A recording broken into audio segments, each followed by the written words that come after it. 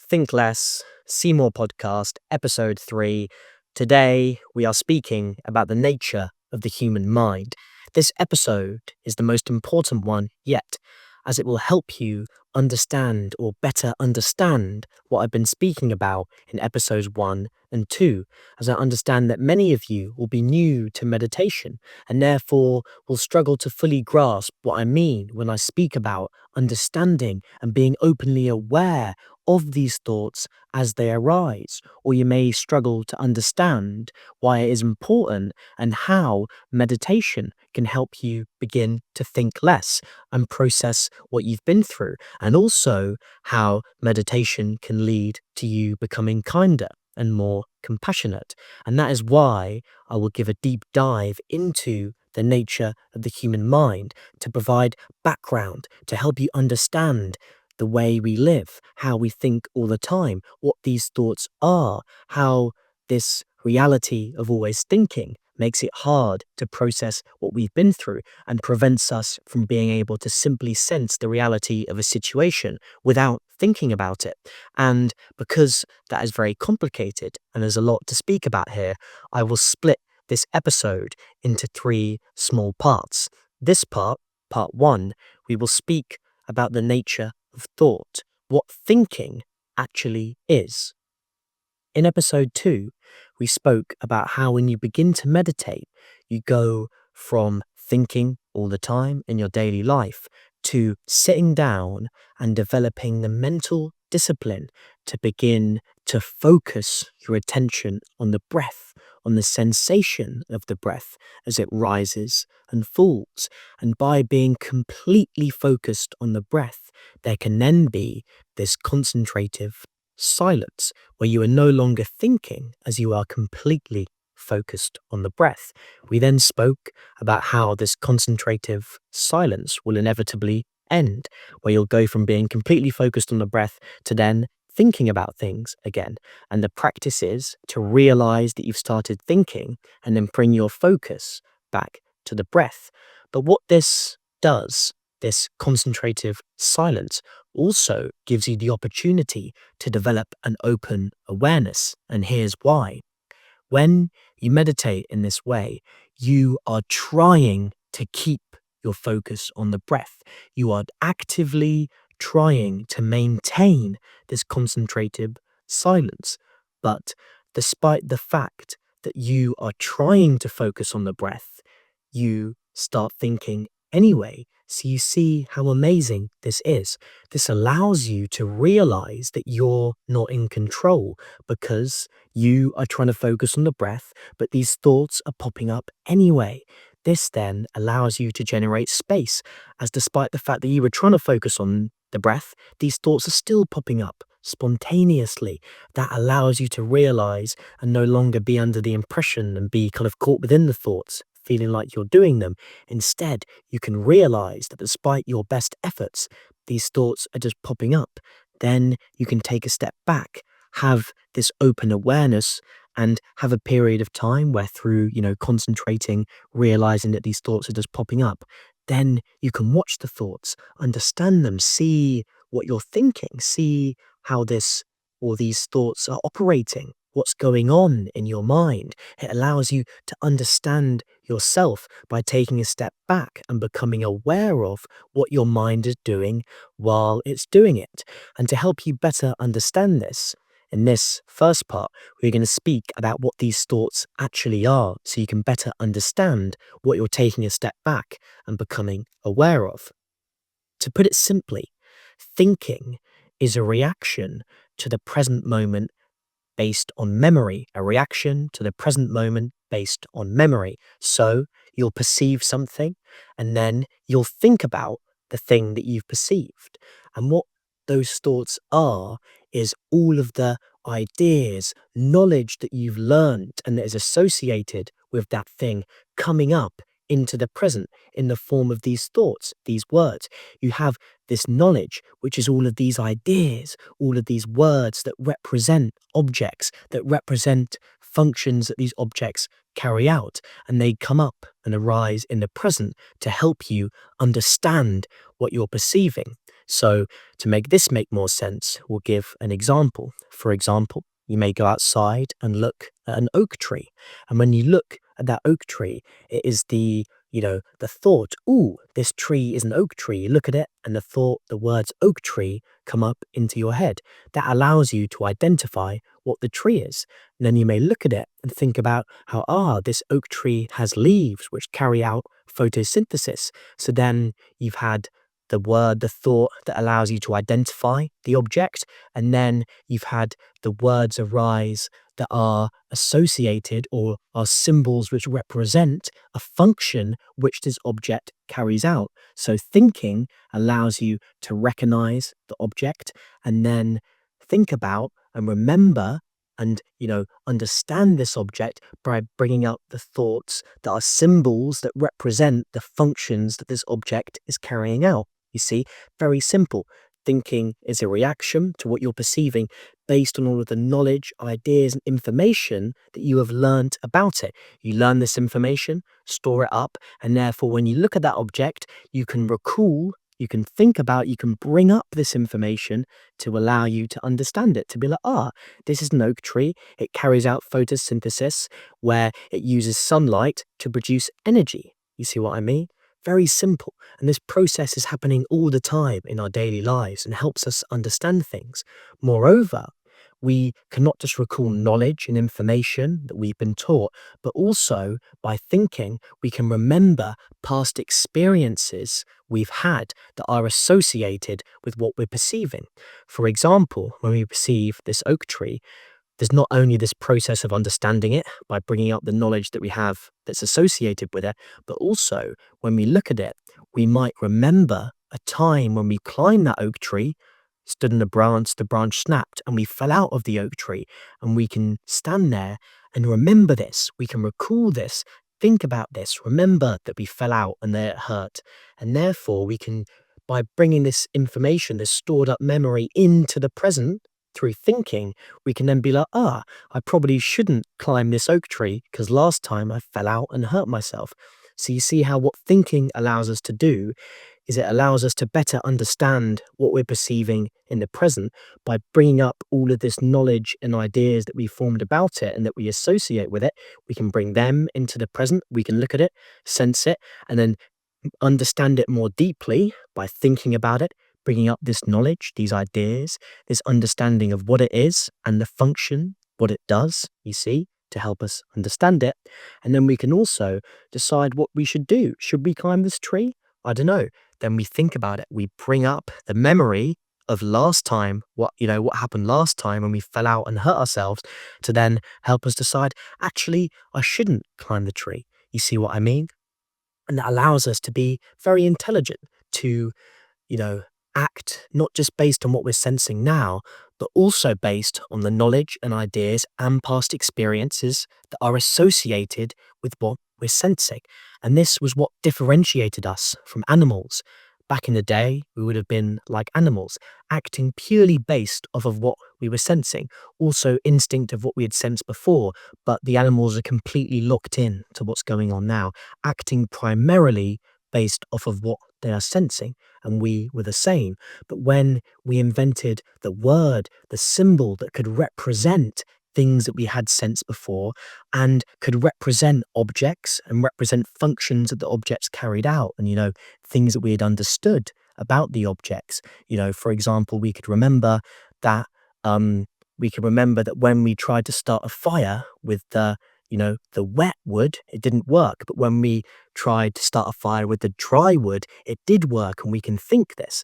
Therefore, when we search for wood for a fire, by bringing in that previous information, those memories, and specifically the words that represent it, we can then use that information, bring that information into the present to then act accordingly and grab, bits of wood that are dry instead of wet. And the other good part of this is that it also allows us to communicate information to each other.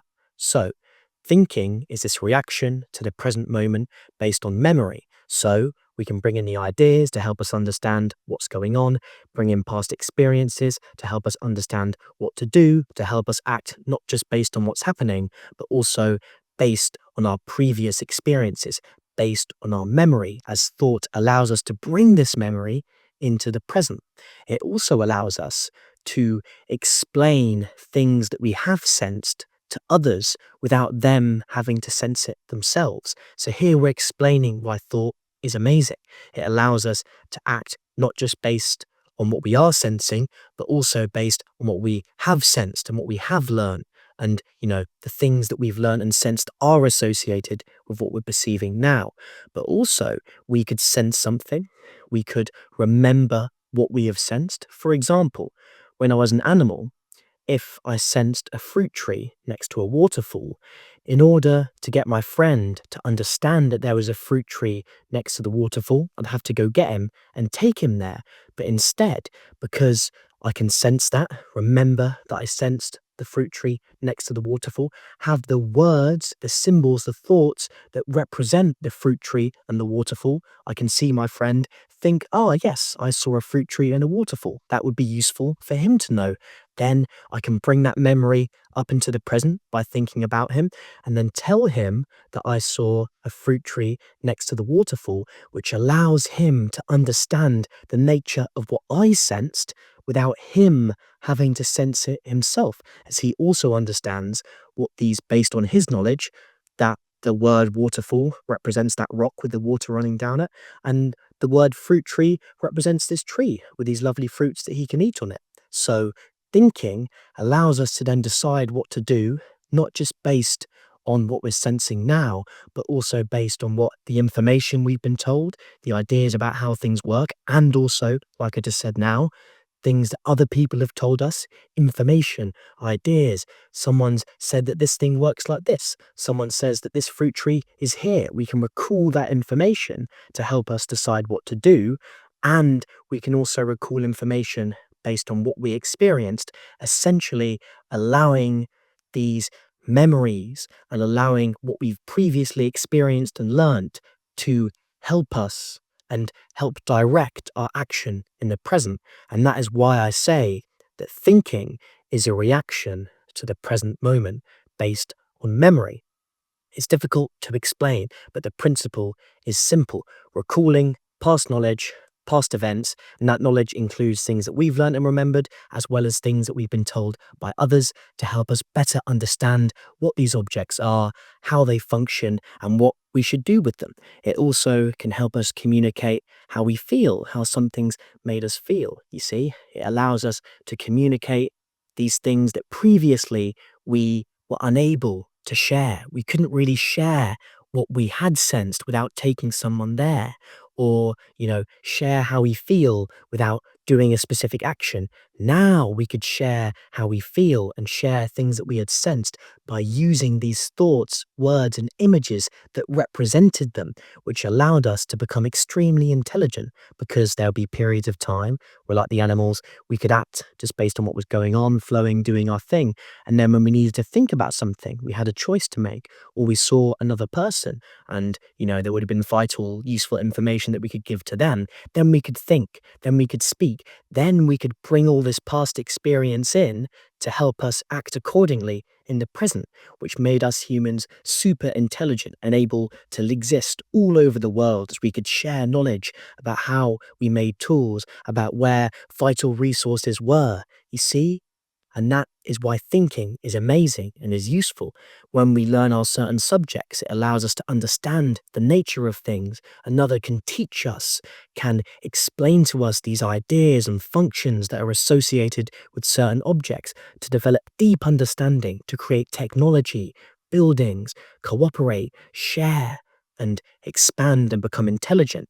And, that's what we're speaking about in this part, this nature of thought that utilizes the symbol, the image, the word to bring up stuff from the past and share all the stuff that we know and is stored within us. Share it, speak about it, bring it up and think about it, use it ourselves to understand what's going on by thinking, and then also speak. Use these symbols, these words, this knowledge, this memory to explain to others, give them vital information regarding what we know and what we've sensed. You see, it allows knowledge and experience to shape and help us act accordingly, you see. But something problematic happens when this process of thinking is always turned on, where we are consistently always bringing up these past experiences, always bringing up this knowledge, these memories, these ideas that we've been told. When this process of thinking is always turned on, what it does is it prevents us from being able to simply sense something without bringing up all of these past experiences and this past knowledge. And therefore, what happens is we become unable to act accordingly because now our ability to, before, we'd simply sense what was going on and then bring up these thoughts and ideas and memories of what we experienced and what we know to help us. But now our awareness has become completely caught up in all of these ideas, in all the past experiences that we have that are associated with this thing. And because this thinking is always turned on and we get caught up and attached into it and feel like we're doing it, we have become cut off from being able to simply sense the reality of what we're perceiving. You see, because every time we sense it, all of these thoughts and ideas of the past and memories that we have come up. And therefore, what we end up seeing is not exactly what's going on. We don't see what's going on and then use these ideas and memories to help us. We see what is going on distorted by all of these memories and ideas as we get caught within them. Our consciousness gets completely taken up by these thoughts, these memories, these experiences that we've had. And a lot of that is because as our world became so complicated, we had so many more things to think about, so many more ideas, so much more knowledge. And we were conditioned so heavily by all of this knowledge and beliefs, and that made our minds full, made this facet of thinking, of bringing memories of what we know and memories of our experiences into the present. It made that function of our mind always turned on, which disconnected us from this ability to do what animals do, which is to be in a flow state, to act purely based on what they're sensing. You see, because there are times when we don't need to bring in all this knowledge, where we've never experienced something like this before, even though, I guess a good way of explaining it is sometimes we may be speaking to someone and we may bring in all this past knowledge and all these ideas that we've formed about, this person looks like this and they're from here. And because last time I spoke to someone who, looked like this and was from here, they were like this. And because we're so attached to these ideas and these experiences, when they come up in the present, they distort our ability because we're attached to them, caught in them, they've overtaken our minds. We are now no longer able to just look at that person as they are. Instead, our perception is distorted as our consciousness is taken up by all of the ideas and past experiences that we associate with this type of person. You see how that leads to illusion when we think all the time and get caught in it. Whereas what we need to do is to reconnect with the ability to have periods of time where we don't think, where we just perceive what's going on with our five senses. And also when these memories, when these past experiences that we have had, when they do come up, because instead of being caught in them, just aware of them, because we can become tuned into our five senses for a bit, just flowing, acting based on what we sense. And then when these things do come up, because like I said before, we've generated space, instead of being caught in them, we can now do what we did before, which is use them to help us understand what's going on. But because we're no longer caught within them, they don't distort our perception of what's going on. They can help us understand what's going on, but we will still act based on what we're sensing instead of acting purely based on what we have experienced and what we have learned and known. You see, when thinking is always turned on, we respond to the world not based on what we're sensing now, but because these thoughts and experiences manifesting in the form of thought have taken up our consciousness, we don't respond based on what's happening, but based on what has happened to us and what we know. Therefore, this facet of the known, of memory, is actually causing illusion because it's completely taken over and has cut us off from our ability to simply see what's happening now. And that is so problematic. It means we have all these preconceptions, judgments, and beliefs, and are unable to see through them as we're caught in them, as there's no space, as we're identified with it, with this thinking. We're identified with these memories and experiences that come up, and therefore our perception is clouded. You see, it is very difficult to explain, but the better you understand it, the more simply you can see it playing out in your life. You'll look at certain situations and all of these ideas and preconceptions and past experiences will come up as you think about it. But because we're so caught up in these, we're no longer just standing there sensing what's going on or listening to that person. Instead, we're thinking about what they're saying, and therefore we lose touch with our ability to just purely listen to the words that they're saying. Instead, what they're saying is translated based on what we've experienced and what we know, and that leads to confusion. You see, we are unable to understand the world purely based on what's happening now and informing the past, but are completely caught in this trap of our conditioning, this trap of what we know and what we have experienced, no longer able to be free from that and just simply see what's happening now. That's why we don't have clarity, because every time we see something, we get caught in perceiving, and our consciousness is taken up with all of the past knowledge and experiences that are associated with it, you see. And that is why we must learn to think less and see more.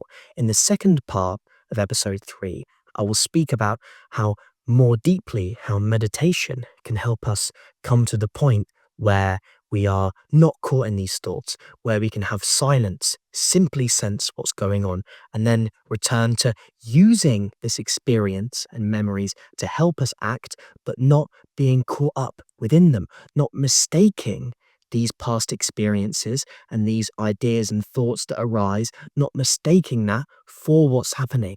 Instead, we can act based off what is happening, reconnecting with our ability to simply sense what's going on, and then use thoughts, ideas, and memories when relevant, when they do actually help us understand, and when they do align with what's going on.